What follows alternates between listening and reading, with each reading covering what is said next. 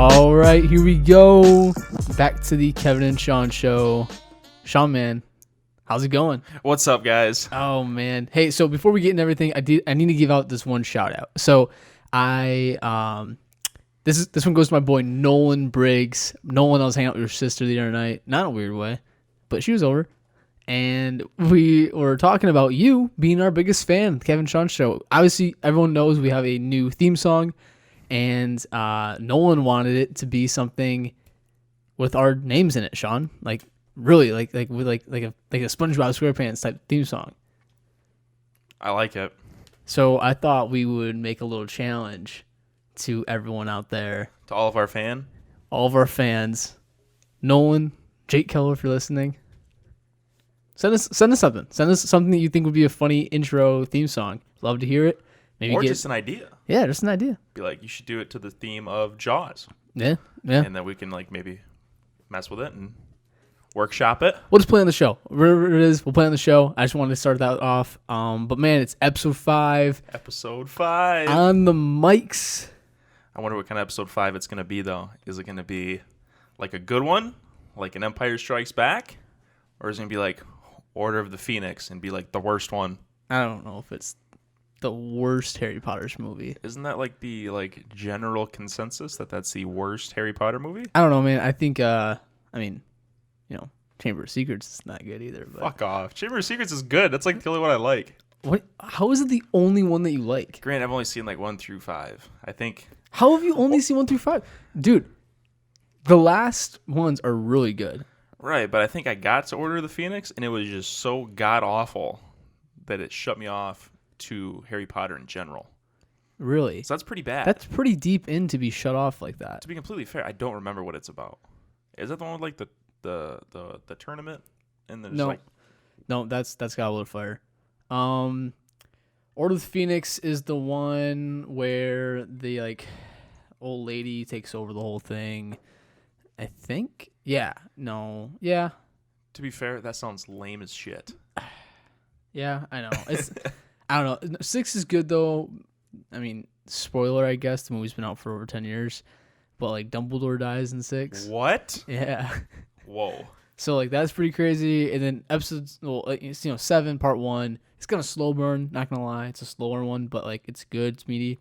But 7.2 was good, right? That one's super good. That one might be one of my favorite endings to a movie series all time. Better than Star Wars?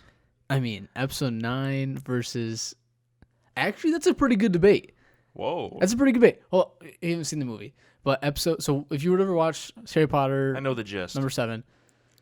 Well, The nose ending, comes out. the ending battle between Voldemort and Harry is pretty epic, and it's very reminiscent of Rise of Skywalker.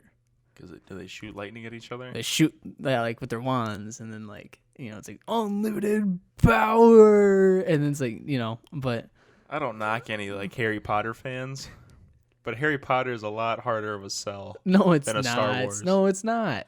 It's good. I like Harry Potter. Maybe we'll talk about. You have to watch this. You have to watch this one. You have to watch at least the last one. Well, it's maybe good. that could be an episode where I catch up on Harry Potter. Now Yeah. that we're all in quarantine, might give me something to do. Honestly, I mean, I like Harry Potter. I've always liked it, but yeah. Is there a Harry Potter movie that's better than any Star Wars movie? 1-to-1? Ooh. That's a hard question. I do really enjoy the last movie of Harry Potter. I like a lot. 7.2. Yes, in part 2. But I don't know if I enjoy it more than a Star Wars movie. I'm trying to think. So would you rather watch... Let me do this. Let me Okay. throw this out there. Would you rather watch 7.2, Harry Potter, or Solo, a Star Wars story? 7.2. Wow. So Hands down. but I guess maybe that's not a fair comparison, because Solo sucks. Well, Solo is also a spin-off. Right. To so out me, of the that's saga films, out of the Skywalker saga, out of the 1 through 9, is there episode 2? But you like episode 2. I like episode 2, though. Episode 1. I like episode 1. Over 7.2? Yeah. Wow, okay. Yeah. Okay, that was easy. I was worried there for a second. Yeah, no. I thought you were going to say any Harry Potter is better than any Star Wars? No, Main Star Wars? I think there's stronger story elements in Harry Potter though that does need to be warranted. It's the same thing with Lord of the Rings too. Honestly, Lord of the Rings is good. I do like Lord of the Rings. I think about Lord of the Rings is that like it does bug me a little bit, but it makes a lot of sense. Like Two Towers isn't my favorite Lord of the Rings movie, but was like nominated for Best Picture when it was out. Also the same year as Episode 2. Well, So like, you know, hand in hand comparison, like Two Towers is way better than Phantom Menace. Sorry, not Phantom Menace. Attack of the Clones. but it's the same argument of is it a better film or is it a better movie? Yeah. Rewatchability. We've had that conversation. I will say same thing though. Chamber of Secrets also came out in 2002. Kind of a cool year of movies in my opinion. It's a pretty good year. 2005 is when Goblet of Fire came out, so it was like the same year as like Revenge of the Sith. Revenge of the Sith. Nothing holds a light to Goblet Revenge of Fire the Sith. is really good though. It one of my favorite Harry Potter movies. Isn't that when they do like this, the Wizard Olympics? Yeah, it's like that, but I like that. I don't know. It's a cool game. How stupid. Harry Potter sucks. Okay. Okay. Oh, geez. Speaking of Star Wars, man, is there anything new with Star Wars this week? Yeah. Oh yeah. So, for those of you who are deep sweaties in the Star Wars, you might be a fan of the Ahsoka character from Clone Wars. She has a own book, and then she's in the Rebels series for a little bit, and she was just casted to be in The Mandalorian. Is that confirmed? Like, who's confirmed that? I mean, has Lucasfilm confirmed it? Is it just a report? It 'Cause hasn't- I heard it was just a rumor. I heard it wasn't like legit yet. I heard it was just floating around. Yeah. I know the only thing that really kind of gives me restraint about it is that she's been like petitioning to be this role for a long time. Yeah. I mean, so it's I just don't. weird that they would actually give it to her. Yeah, That doesn't really happen that often. Is like a fan cast ends up working out. Yeah. So I don't know how. I guess it wasn't like officially released by like Lucasfilm, but like the top article is that she officially joined the Mandalorian cast playing like Ahsoka. Like that's like something that's like that's the story I guess that's being like put out. It's not by Lucasfilm directly though. It's all these other sources. I mean, like everyone's Wasn't like Screen Rant the one that dropped it initially? Yeah, I think Screenlat, and I mean, everyone's picking it up without no, you know, like like every main news article that follows the really deep Star Wars stuff, and all the the main people who talk about Star Wars on the internet, they're all talking about Ahsoka being in the Mandalorian. I guess my question for you as a fan who likes Ahsoka, I mean, you're not like an Ahsoka fan by any means, but like you like the content that she's in, right? Would you rather have seen her just show up in the show or known about it ahead of time? Like being a surprise or not? I think it would have been a cool surprise. I think the fact that she's in it doesn't mean she might be physically in it, by the way. Yeah. I think that's kind of an interesting concept to play with. If it was just like some sort of like voice or like a hologram or something or a holocron or something that they find. Yeah. But I don't know. It's not that I don't care. It's just I don't really have an attachment to Ahsoka like a lot of people do. Yeah. So the thing is, for those of you out there who don't know much about Ahsoka, the last time we saw her, she was facing Darth Vader in Rebels, and like they had this big epic fight. And Not true. What do you mean? She shows up at the end of Rebels. She's in the last episode. Okay. Which is technically after Return of the Jedi, I think. Okay, that's fair. That's fair. But regardless, it's a big deal for Star Wars in general because like we don't know what she does after the Rebels series is over. You know, a lot of fans, hashtag Ahsoka lives, like that thing's been around for a while. Want to see her get involved back and stuff again, but she kind of becomes aloof. The thing is, I think they're going to try to do, and this is what I wanted to get to with this whole conversation, was my speculation is if she's in the whole season, like as a main character, not saying she's going to be like the main secondary character, but like if her story arc has anything to do with anything, it's going to be setting up that Jedi just are around in the galaxy. Or the Force sensitives are around Yep. still. Which leads into Rey. Because Rey now is that. It's a clone baby. She's just going to be... she's not clone baby. She is just going to be aloof in the galaxy fighting crime, kind of like in the High Republic. I think all of these connections are going to start to show up, and Ahsoka is going to be one of those other driving forces, just like they used the Force heal in Mandalorian. to like test the waters with that before they went off with it in the movie. Yeah, it's not such as a shock in the theater if you watched it on Disney Plus beforehand, because it was the episode I think that dropped the night before. It was, and I think the show serves as a good catalyst to try things. I mean, they're being risky with the show, which I love. So they show Ahsoka being like a Jedi who's stationed on a planet, solving crime, like that's kind of cool to see. That's where the direction the Jedi could potentially go, because I mean, imagine if like you were just like your back, your neighborhood Jedi, right? Like, yeah, I don't know. I think they have to use her carefully. I don't think they can go too aggressive with it. Yeah, they can't have her in it like as a main character, because I think that's kind of the intrigue with that whole show, is that it's not about the Skywalkers, it's not about Jedi, it's not about Sith. It's very grounded. It's it's more real, more underground. And if Ahsoka's out there, I don't think she's like using the Force and lightsabering down bad guys all day. So she's got to be more aloof than that. Yeah, I would have to imagine. Like the Empire just ended, but there's still like remnants out there. They're still probably hunting Jedi to an extent. So I would agree with you, unless I had not read the book. The book, Ahsoka's the whole thing she's doing in that book is literally just surviving and like just going off and going to like random planets, trying not to be noticed as a Jedi, because obviously like they'd be purged.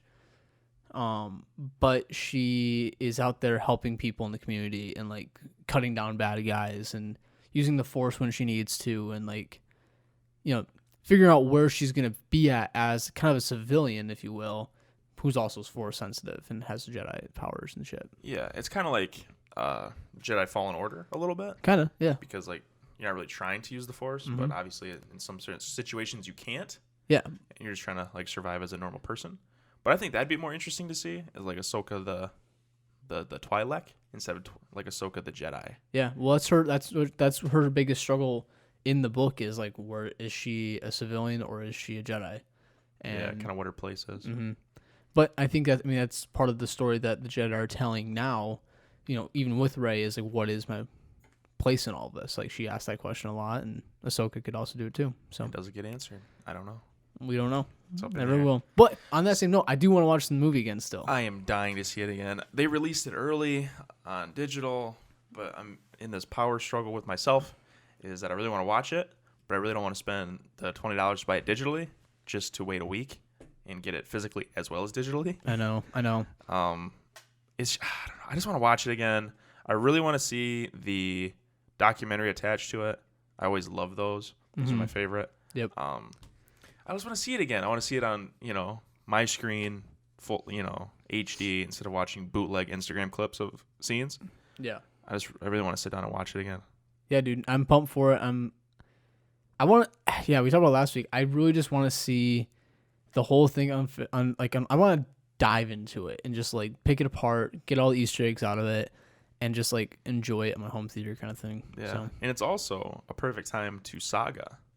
Yeah. 1 through 9. Yeah. That'd seriously. be interesting to do. Yep. But anyway, off of Star Wars, is there anything else that we're watching? I mean, so watched a lot of different things in the quarantine this last week.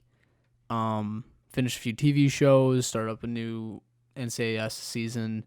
But we also watched a movie called Murder Mystery with Adam Sandler and Jennifer Aniston on Netflix.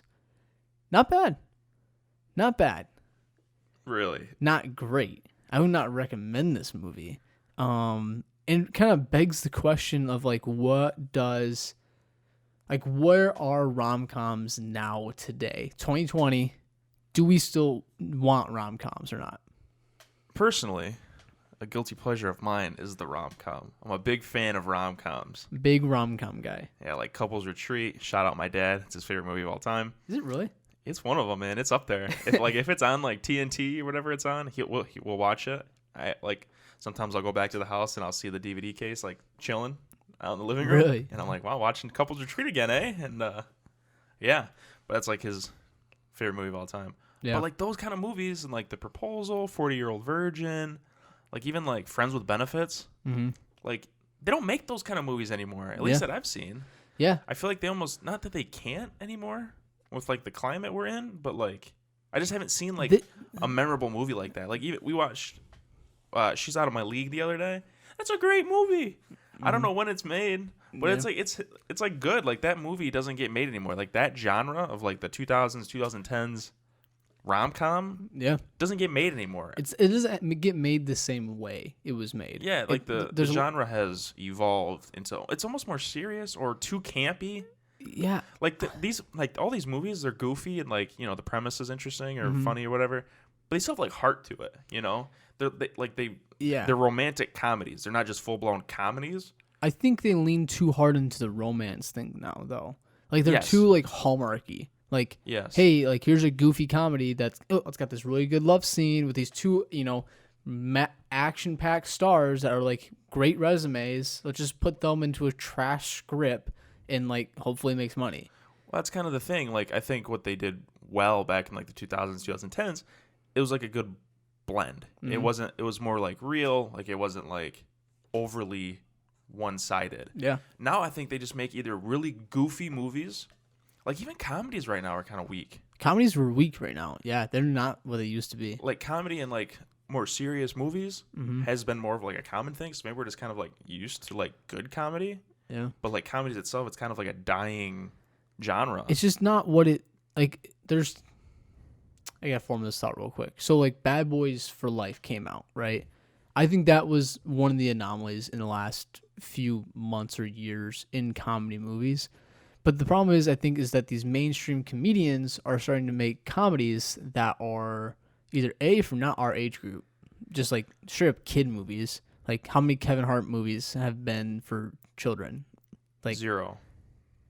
Secret Life of Pets. Okay. Yes. Yeah. So I mean, like non-live action. Jumanji. Like I don't hear Jumanji's good though. Like I heard it's got a little bit of everything in there. I wasn't a fan. I haven't seen it. Wasn't a fan. I mean, I liked the movie. I liked the concepts, but I just thought it was more. Campy is kind of the word for it. Yeah, like I mean- cheesy jokes. It's not Yeah. like really deep. But even that is like it's almost like so like Grown Ups comes out a few years ago, right? And Grown Ups is a great like campy, funny, great action packed cast of like these crazy guys.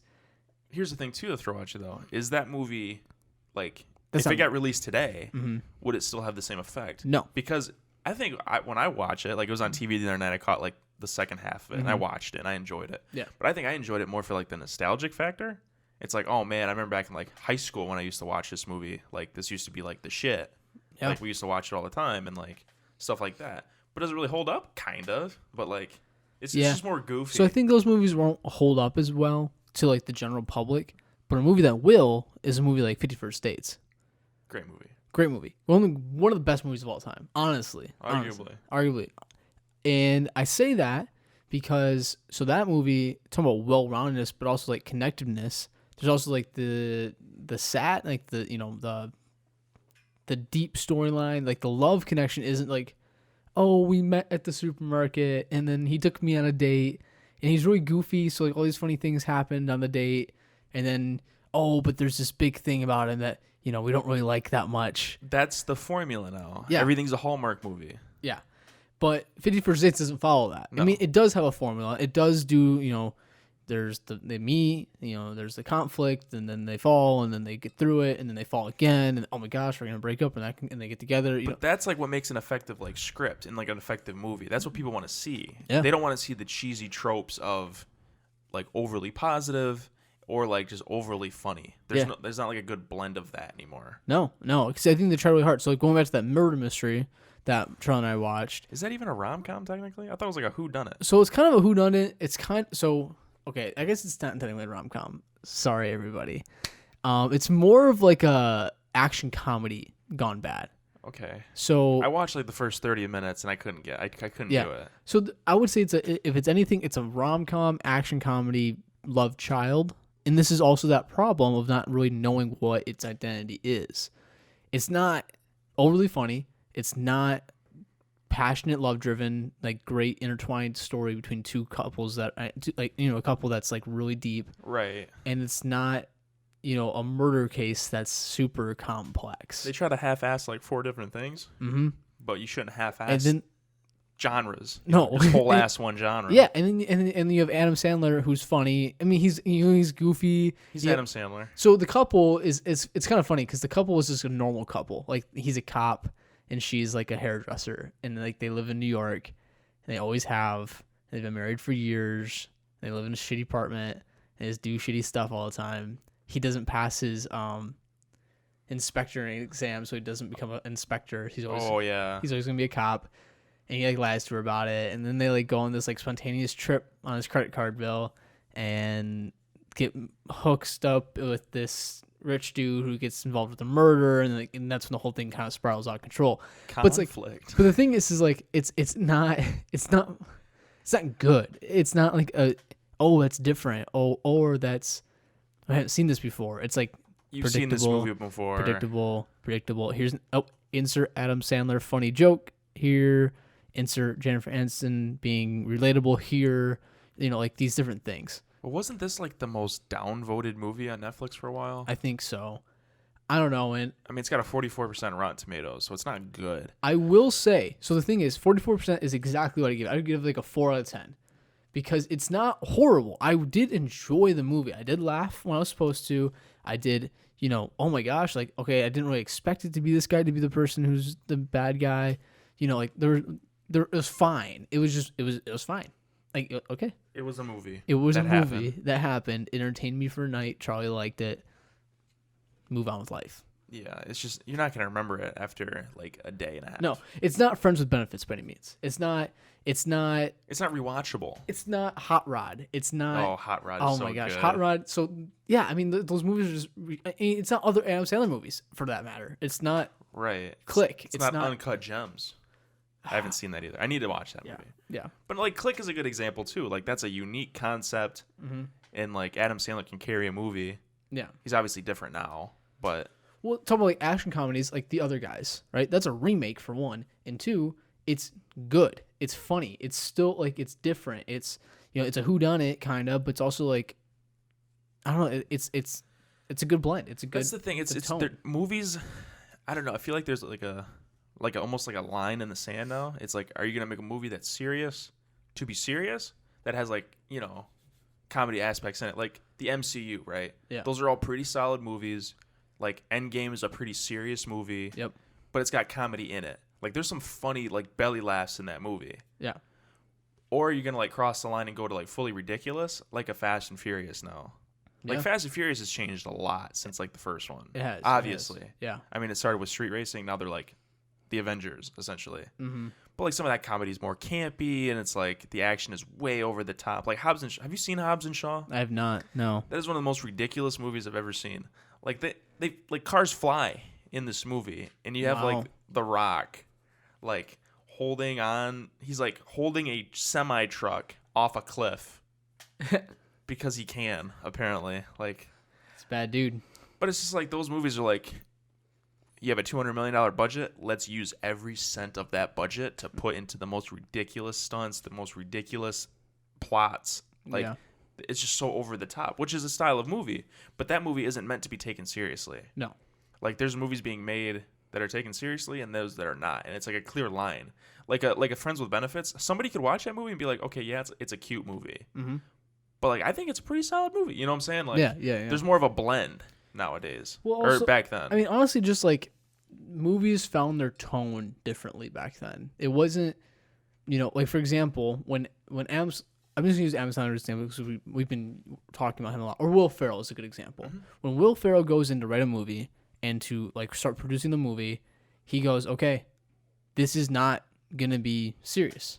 We're gonna do a funny movie with a good overall message in it about a character that goes through something, and we're gonna make it funny. Semi-Pro does that. Talladega Nights does that. I mean, he uses sports a lot. I mean, Adam Sandler does too a little bit with like Happy Gilmore. But like these movies, we remember them forever because they do have that lesson in them and they have a tone that matters. Whereas these new movies that are getting made, like Murder Mystery, for example, doesn't. There is no message. I mean, there's the message of like you can be an average person and be fine with life, but like that doesn't. Boring. No right? one cares. Like, okay, yeah, like that's fine. But like Yes Man, great movie. Jim Carrey. Great movie. you know, the character goes through so much shit and then learns that, like, you know, a big life lesson at the end of that. And it's hilarious at the same time. That's kind of like my bigger point here is that like there's not a movie that has come out in the past probably 5 years, like comedy, romantic comedy, or like just kind of like that style of movie that you remember. Yeah. All of these movies are from just years ago. Yeah. Like there's not a movie that stands out in my mind that I can realistically think of, like a comedy in the past 5 years Yeah, that I've gone and see that I'll be like, man, that was like an all-time movie. I hate that. I hate saying it, but like it's almost like comedies are dead. Almost. Like, I don't know if that's because of like YouTube, like taking a lot of the market of like, not necessarily comedy, but just like Maybe that short form content aspect. I don't know. I don't know what it is. Well, it's like they're losing their touch of how to make long form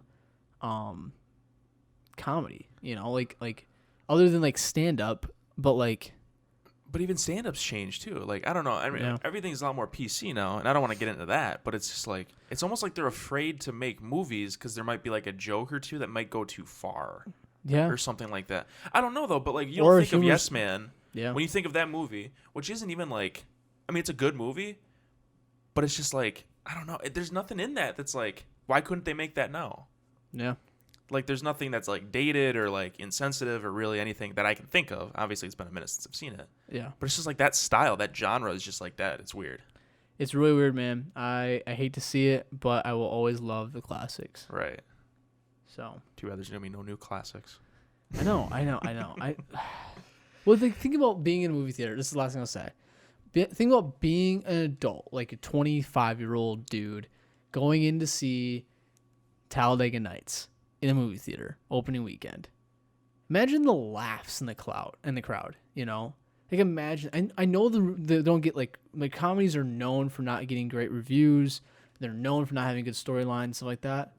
But like, imagine the laughs, dude, in like in a prime movie like that. Right, like they might not be good films from like a art standpoint, but they're good movies. Yeah. Like they're entertaining. That's what you go to a movie for. Like, let's go see a movie like that again. You know, like they don't come out anymore like that. Right, like when was the last time you went to a theater for a comedy or even like a romantic comedy, and like the whole theater laughed? It's rare. It's rare. It's so rare because most comedies are so either like overly like camped and like just like cheesy and like nobody's like okay, like it's kind of funny. I haven't like belly laughed at like a movie in a long time that I can remember. Not in a movie theater. Yeah. Not in a movie theater that's like strictly a comedy. Yeah. Yep. Nope. So, I don't know. Yep. What do you guys think though? Our comedy's dead? Let us know. Our rom-com's dead? Are we full BS? Just let us know. Yeah, are we overlooking something here? Because I feel like we are. If there's any good movies that are funny that just came out, let me know. Because I like a good movie. And we're in quarantine, so there's nothing else to do. Yeah. But anyway, to keep us occupied, we've been playing a lot of video games this week. Sean and I both bought 2K. Yeah. In the last week. Yep. Yeah, we did. 2K basketball, NBA. Yeah, 2K20. We're not big basketball guys typically. No, you might be. I like more. basketball. Yeah. But I've never been a big basketball guy. I've always bought like Madden. I bought like the show. But I bought 2K last year when it was like 99 cents. And I played like 60 hours of it. And I was like addicted to it. So we were playing Warzone. As you know, we bought Siege, and that lasted approximately 3 days. Yep. Rest in peace. But 2K's sticking, man. 2K sticks. I like it. So one thing, I've never owned a 2K game. Just for everyone out there, this is the first 2K basketball game I've ever owned, and I was really surprised by it. Honestly, like it was a huge change of pace from the EA, Madden, FIFA. They all feel the same. Those all feel. This is different. This game, the moves different. The character is different. Like, obviously, it's not a perfect game by any means, but like it's fun. It's entertainment at what a sports games probably should be. What it is, it seems more. One, it's definitely more immersive. Like the My Player mode is the reason you buy 2K. Yeah, essentially. The My Player mode has been amazing. It's just fun. Like you play a career mode in any EA title. And it's very generic, or it's very scripted. Or it's not there. It's just not good. Like, I know Madden's trying to do more of a single-player, like, storyline thing, but the actual storyline in the immersion lasts, like, 2 hours or 3 hours. And then you just play franchise with one guy, like, which is what you normally do anyway. Which in football isn't the same, unless you're the quarterback or running back. That's what everybody does anyway. but maybe wide receiver, like maybe. And But, it's, like, I don't know. It's but just whereas 2K, I feel like I could have made a center for all I care, and still had the same fun. Or I could have played. I mean, I know you made a shooting guard, right? No, small forward. Small forward. I made a point guard. I know the point guard gets the ball all the time, but like, the game is still playable even if you don't have the star player. Like, if you're not the star player on the team, you still work your way. It's the grind to get to the top, and the grind looks different for every player. But like, it's not, oh, he's the best quarterback to ever come out of the draft, and then your player's just stupid good. Right, and it's like, your dad was this guy. Like, he was a stud. You got to fill his shoes. And it's very like Hollywood. Yeah. Like this, it's like directed. I don't know if it's still directed by Spike Lee or not. I know The it used to 2K be. one? Yeah. I don't know. I know it's edited by a girl. That's a big deal. But Yeah. But I know like LeBron James produced it, and like Yep. there's a little like prelude, I think they call it, and it's like what 3 to 4 hours maybe. yeah, And it's like you grinding through college, and like it builds the story, it builds your character, and then that really kind of carries on. Like you're probably 10 hours in this game maybe Probably. in my player, yeah, and like he wore the wrong shoes and he got yelled at for it. yeah. Like that's a level of immersion that's like interesting, Yeah. and like that never really goes away in my experience. Yeah, I signed with Under Armour. Pretty pumped about that. Steph Curry. And I wore Converse in my last game. High top Chuck Taylors. Yep. And they yelled at me for it. They almost pulled my contract. I thought I was going to lose it. I really did. I was kind of sweating for a second. But just like stuff like that is what makes 2K different. Well, I mean, it makes even it feel like real, man. even like It's the show is like more immersive than like Madden is. But this is more immersive than the show even. yeah, I would agree. So I don't know. It's just like it's refreshing. I really like. It's like a drink of fresh water. It is. Yeah. But the one thing I don't like about 2K, Okay. the storyline part of it, is that it goes, oh, which teams do you want to work out for? Oh my gosh. Pick 3 teams you want to work out for, and you have a 1, 2, and a 3. I don't know if this is everybody's experience. I don't know if it's just how we played it and how we performed like throughout the season. But our number 1 team drafted us. Yeah. And that's just kind of lame. That's what I like about the show. It's like almost completely random. Yep. So it's like, oh, who am I going to play for? There's 30 teams. I can be picked by anybody. And then it's cool because Yeah. you have no idea. But I hate when it tells you pick who you want to play for because I don't want to play that game. Mm-hmm. You can get over it and you can get signed to different teams and trade and all that kind of stuff. But like Madden did the same thing. Yeah. But they try to sneak it in like it's random. It's like growing. I think in Madden, I think this is the literal piece of dialogue. You're on the phone, or it's like an interview. Yep. It's like, obviously you've dreamed about playing football your whole life. What team did you like dream of playing for? And it's like, pick a team out of 32. It's like, come on. Yep. And then Yep. you get drafted by that team. It's like, that's lame. Yeah. Yeah. I don't like that about any of the sports games. I wish it was more. I think giving a top 3 is good. I do like that aspect of 2K, but make the top 3 of that random then. Make literally say it's not like pick your favorite team and then like get drafted to the rival of them or something. Or something interesting. yeah. It just it plucks you right out of that immersion factor. Yeah. And like that's what like when people watch like TV shows and they feel like they're immersed, Mhm. and then there's like some like bad CGI or something something. jarring. Something jarring. It takes them right out of it. Yeah. And that's like what that does for me. Yeah. And then One thing it's is just like make it don't make me pick. Be like, okay, these teams want to bring you out for a workout. Okay, because they cool. need the position you're in. Something like that. Don't make me pick. Yeah. Depending on like my performance. If you want to tell me the 3 teams that are going to draft me in this game, then do that. But make that random. Be like, Yep. okay, the Rockets brought you out for a workout. Okay, the Pistons brought you out for a workout. Pacers brought you out for a workout. Yep. Cool. So I have 3 choices here, but I didn't choose that. Like I am not good at this game. I know you say you're not good at this game. Yeah. Like I did terrible in the little combine shit show that is that game, Yep. and I had every team interested in me. Yeah. I don't like that. What? Don't like that. That's not. I think you're supposed to be like the best college star that's like the next Zion kind of thing, but if Zion stayed all 4 years. But like that's not how the world works. That it takes you out of that immersion, like you said, but also it's just like the number 1 overall pick is gonna pick you and you can't control that. You don't know Right.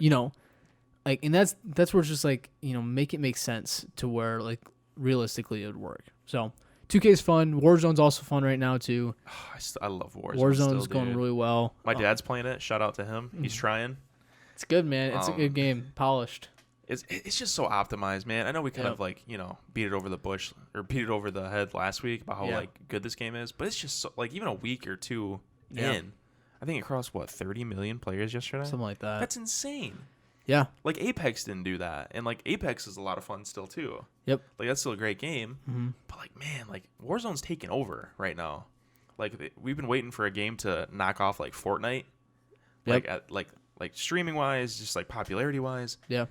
I don't think Warzone has been out of the number one spot on, like, Twitch in 2 weeks. That Really? It's been out. Jeez. Like, it's over 100,000 viewers almost at any time of the day. Yeah. Which is crazy. And that used to be like Fortnite. Mm-hmm. Like, but now Fortnite's like number 3 or 4, which is crazy. Like, I'm everything, hoping- it's dropping, man. Like, I hope Fortnite gets taken down, man. I'm so sick of that game. But it was fun, man. it was fun when it was And new, and then it got Season like 6 is like kind of when I lost it, and I didn't play like all the way through. It was like Yep. a thing at the house Yep. that we used to do. It Well, was that's like, the thing. It was fun when it was with friends and when it was new and it wasn't like a big deal to be good at it and like all those different things. that's the thing, man. Fortnite was good at its like base, Yep. and like I only liked playing Fortnite with other people. Mm-hmm. But if you have to play with other people for in your game to make it fun, that's not a good game. Yep. In my opinion. And I'm not saying the game itself isn't like technically sound and it looks pretty good for what it is. Yep. But man, this it's probably also because I'm bad at it. I don't have fun with it because I'm bad at it. I can't build Yeah. for shit. I never The could. building is weird. Though I don't know. It's weird. It's a good mechanic. I think Yeah. it's like cool. It creates that skill gap. Like, I'm not gonna beat somebody good. Yeah. There's no luck there. Well, there's no. You have to be shooting and have better shields. Like you have to build. That Right, skill right, gap right. is a perfect way of saying it. It creates a skill gap that's not in another game. Which is nice, right? Yep. I appreciate that. But it's just like, in PC dominates that. Like, I don't know what a controller can do against a PC. No. Like in a Yeah. realistic Yeah. scenario. Yeah. So Yeah. that is what it is. But anyway, Yeah. So it was a big week for sports, though, and this is what. oh my god. Kind of the main topic we wanted to talk about for a little bit, so I wanted to give it some time to breathe. Man, oh man. Tom Brady is a Buccaneer. Yeah. That's crazy. I don't know. We kind of expected him to leave, though, I think. I don't think either of us said he was going to stay No. last time we talked about I it. did not think though he was gonna go Bucks. That was like one of the least teams on my radar. It totally blindsided me. No, we both thought he was going to go to a competitive team. Yeah. Um, Well, okay, so Bucks are a competitive team. Let's just put that. They are, dude. Okay, how many weapons do they have? no, they have. They've been a quarterback away. That doesn't make them a competitive team, though. I What was their don't know. record last year? 6? 6 9. and 10? 9? Maybe Did it not 7. win maybe 7. 9? Maybe 7. I think they won Jameis 7. Winston threw more picks than anybody in the league. I know. James Winston, stat for you guys. James Winston threw more picks than Tom Brady did touchdowns last year. But they had the same QBR. I hate that one. But Effectiveness as a QB is what that. it doesn't matter. Wins. Give me wins. Yeah. That's all I want is wins. But I mean, it's crazy. I mean, that's a shakeup for the league for sure. I mean, Well, it's a culture shift, man. Like the Patriots have been the most dominant thing in football for the last 20 years. yeah, I you mean, know? they've been a staple of consistency and competitiveness for a while. I mean, Yeah. you knew that they were going to lock up a AFC playoff spot every year. Mm-hmm. I don't think Tom Brady's had a losing season. I think the lowest. Well, he was injured for a year in like 08. Yeah, that doesn't count. But they But- still went to the playoffs. That was when Matt Castle went off. Mm-hmm. Didn't he come back for the playoffs or something? It was a He big might deal. have. He might have. I don't remember. But I don't think the Patriots have won under 10 or 9 games in like 20 years or 15 years. However long Tom Brady's been in the league. That's 20. insane. I know. That's crazy. I know. Like, there's no other team sport equivalent to that, I don't think. No, not Unless that you want to long. talk about like no, because like even like the Bulls back with like Jordan, Mm-mm. that was what a good 3-year stretch, 5-year stretch. Yeah, I mean it was like the 90s. I mean they were competitive always, and they were always in the mix, but they won what 3? But then he also back-to-back? like retired and then like took a year off and then came back. Like, like there was like the thing about Jordan, the comparison is like, yeah, the titles I guess are the same, right? 6. I don't know how many Jordan has, 5 or Something 6. like that. But like the thing of there's 20 years is a long time in sports history. Yeah, Because you got to think about how long the NFL's been around. Like, 101 years. okay, so NFL is like okay, 100. Well, still, let's use 101, right? 20 of the 100 years is a fifth of the whole lifetime. Has been dominated by New England. Has been a one team, one quarterback, for the most part. Yeah, For the most part, besides like 1 year. that's insane. That's a fifth of all seasons played has been dominated by one team, one player. Yeah, I mean, you can go back and look at like the 70s and like the Cowboys and like the Steelers dominated. Well, there's right? always a team of the decade, right? There's always a team of the decade. But there was never like a multiple decade, like Terry Bradshaw and like what, Troy Aikman back in the day. Troy Aikman, and then you got stuff like that. And those are Steve good Young. quarterbacks, but like, they never 20 years? 20 years. Obviously, like the rules are different now. Yeah. And, like they were getting killed back then. Yeah. And it's a totally different game. But that's a long time to dominate, man. And now it's in Tampa, and like I know Tampa's going nuts. Yeah. Like I know their playoff odds went through the roof. Well, thinking about I mean, so you talk about like Tampa. So they're in the AFC South and NFC South. Yes, because he plays Drew Brees twice a year now. Yes. Yes. Yeah. Yes. Sorry, that's how irrelevant the Bucks have been for the last. Well, yeah. I mean, Jameis Winston's just been playing bad, and it's a shame because he's always had decent players. Like Mike Evans is a savage. Yeah. Mike Evans is nasty. Yeah, dude. And they have what's his name? Chris Godwin. He's good. He's nasty. Yep. And Ndamukong Suh is a savage. I know, old Lions. But like Lions are about to bring him back too. Did you see that? There's a Are report that they're looking at Ndamukong. Why? You think Ndamukong wants to play for Patricia? No. Patricia sucks. Dude, after this whole thing, I mean, we can move on to this. But the whole Patricia trade stuff with Slay is just so bad. It's asinine, man. It's a terrible look. I don't know how like the fans are gonna react to it. I mean, it's only been like a day. I think the report came out yesterday or 2 days ago. Yeah. So essentially, for those of you who don't know, Darius Slay was one of our top players. Cornerback. Best player on defense by far. Cornerback, stud. Arguably one of the best cornerbacks in the league. I would argue he's top 5. I would argue he's top 3. Debatably. Yeah. Anyway, by any means, right? We traded him. Mm-hmm. Trimmed to Philly for like 2 draft picks. Worthless, right? He's worth so much more than that. Well, because we wouldn't pay him, which drives me nuts. It's like we trade for Desmond Trufant. We get like a safety from New England because we get all New England scraps. And it's just, I don't know why you wouldn't want to keep a guy like Darius to play with Desmond Trufant, to play with the young safeties. We're going to draft another secondary player, number 1 or 3 overall anyway. Yeah. So it's like, man, we could have easily the best secondary in the league. Get a couple of guys to beef up that defensive line. We could have a nasty defense. I know. Easily. And then you trade him, and then he goes on, I think it was WJR, which is a radio station out in Detroit, and they were just talking to him about it with his relationship with Patricia. Mm-hmm. And he said, I do not respect Matt Patricia as a human. He said that I think Darius was working out with Richard Sherman and Aqib Talib like last summer or 2 summers ago. Yeah. And Patricia basically said, why are you working out with those guys? Those guys are elite. You're just good. That is ridiculous to me. How do you say that to a player, man? But how do you like look at your own team player? So like, for example, we play on sports teams before. We've had coaches. We've had good coaches. We've had bad coaches. Regardless, all coaches are supposed to lift up your players. How do you look at your player in the face and say, you're just good?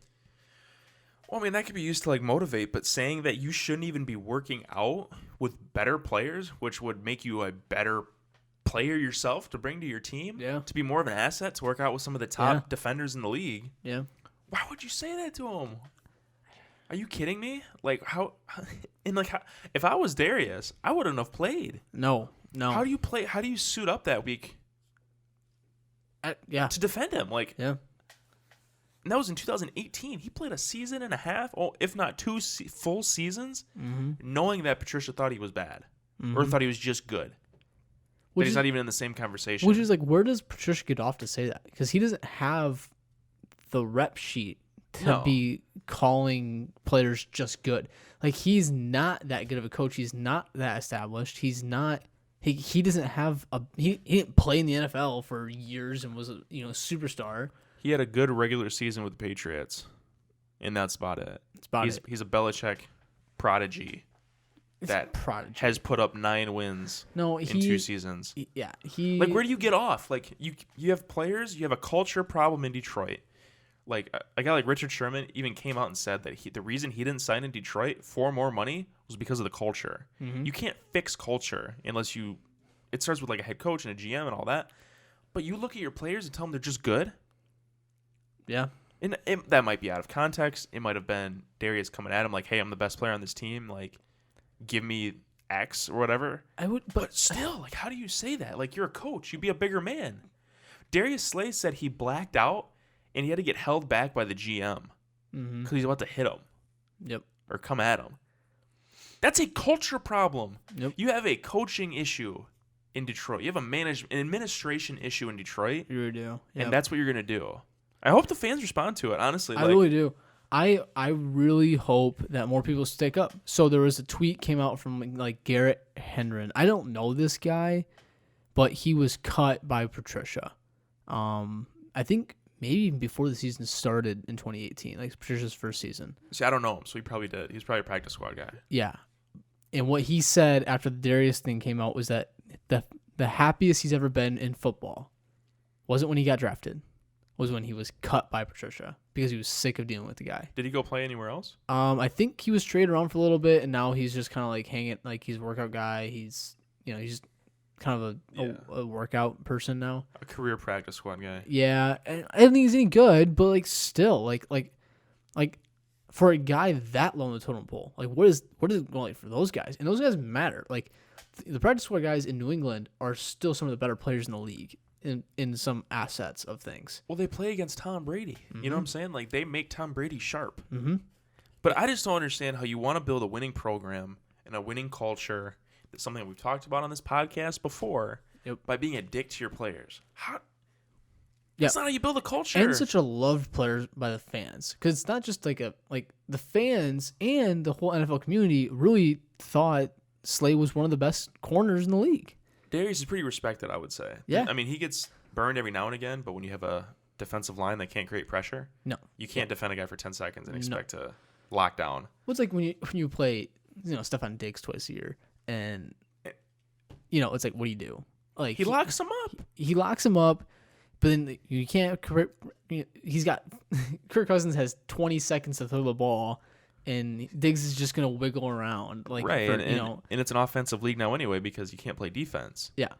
So it's like Darius had a lot of cards against him, but also like Patricia still had no right to say that. He had no credibility to say that.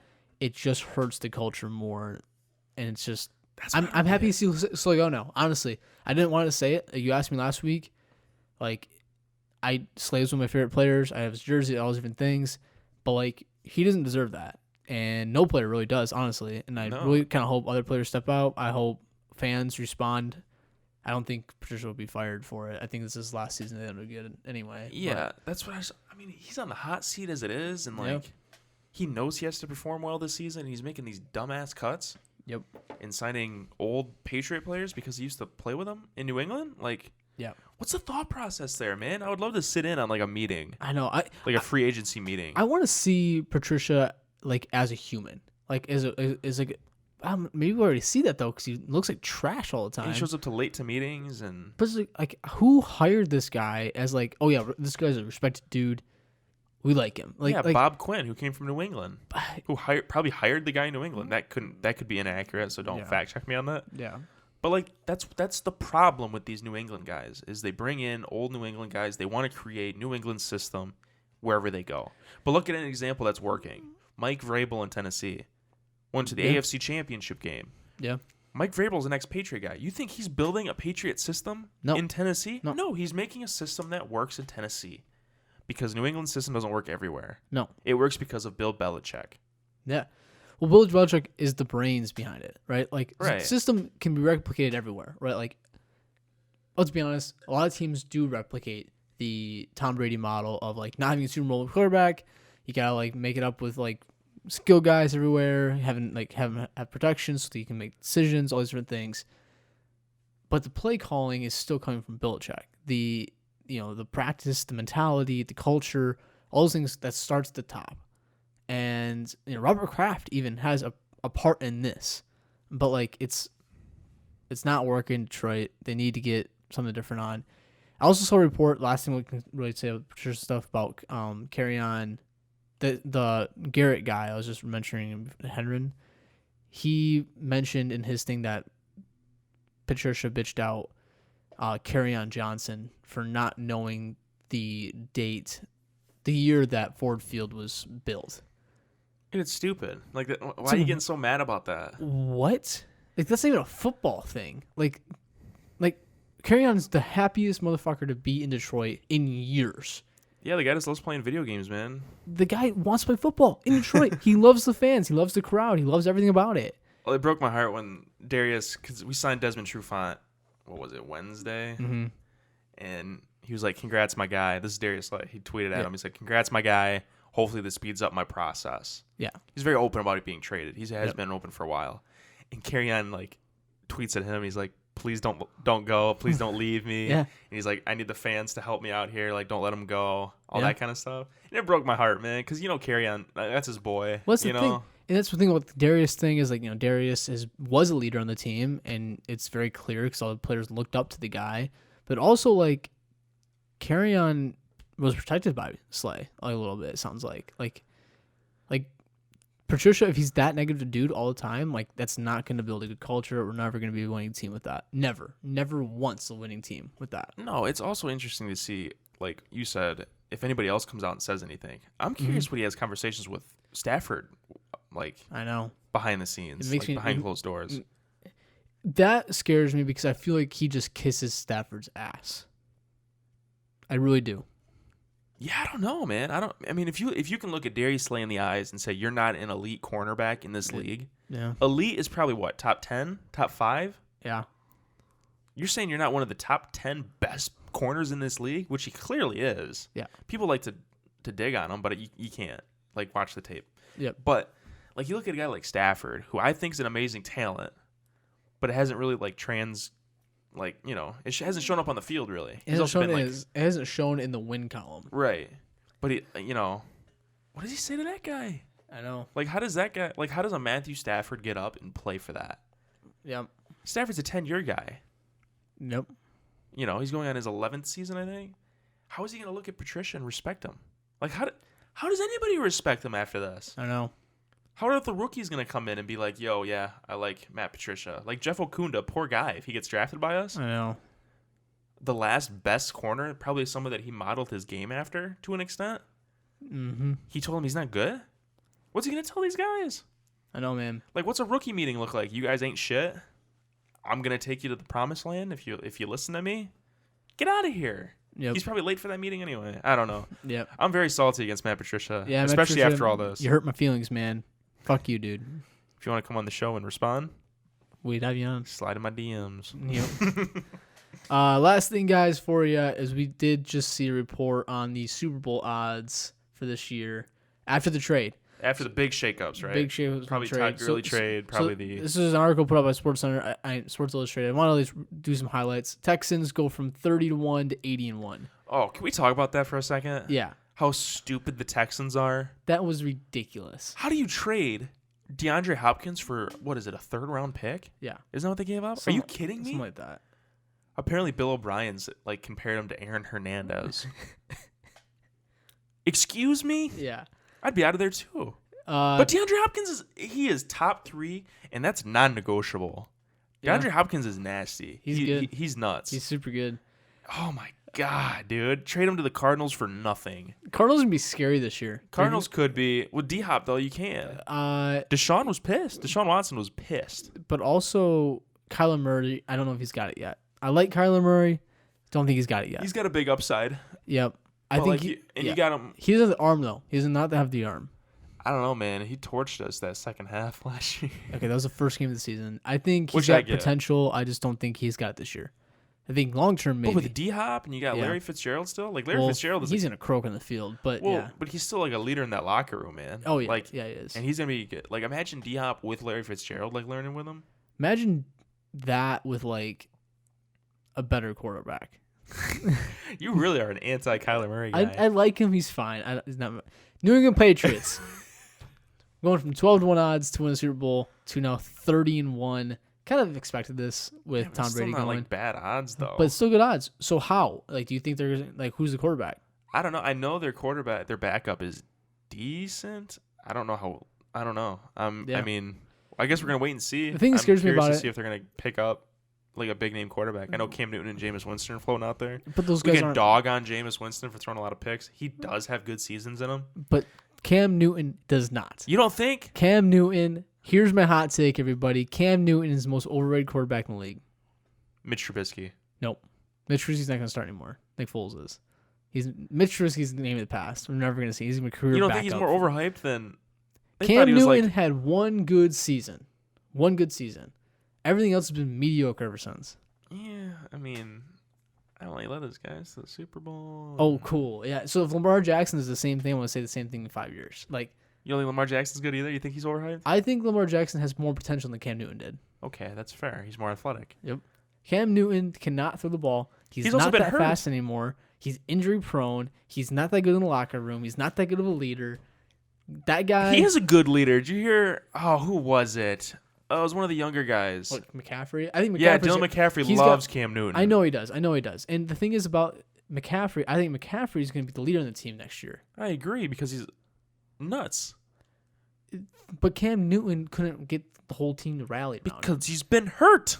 I think he's over. Anyway. LA Rams 25-1 odds before the trades, 40-1. This makes sense too. Todd Gurley leaving is also a dumb Getting thing. cut. Yeah, This man got cut. that is ridiculous. Was that a cough I heard? That was a cough. Was it a dry or a wet cough? That was a wet one. That was Okay, There good. was a lot of stuff in that We one. want wet coughs on this show.